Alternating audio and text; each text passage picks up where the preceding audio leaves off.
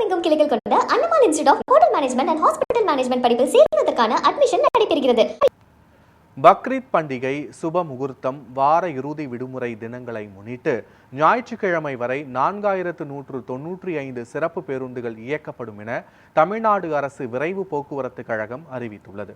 சென்னை கிளாம்பாக்கத்தில் இருந்து திருச்சி, கும்பகோணம், மதுரை, திருநெல்வேலி, நாகர்கோவில், கன்னியாகுமரி, தூத்துக்குடி, கோவை, சேலம், ஈரோடு, திருப்பூர் ஆகிய இடங்களுக்கு நாளை 845 பேருந்துகளும், வியாழன், வெள்ளி, சனிக்கிழமை ஆகிய நாட்களில் 455 பேருந்துகளும் இயக்கப்படும்.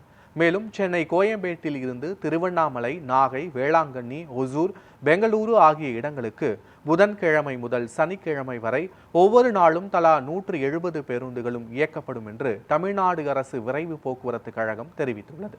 இதேபோல மதுராந்தகத்திலிருந்தும் சிறப்பு பேருந்துகள் இயக்கப்பட உள்ளன. மேலும் ஞாயிற்றுக்கிழமை சொந்த ஊர்களில் இருந்து சென்னை மற்றும் பெங்களூரு திரும்ப வசதியாக பயணிகளின் தேவைக்கு ஏற்ப அனைத்து இடங்களில் இருந்தும் சிறப்பு பேருந்துகளை இயக்க திட்டமிட்டிருப்பதாக தமிழக அரசு விரைவு போக்குவரத்து கழகம் சார்பில் தெரிவிக்கப்பட்டுள்ளது.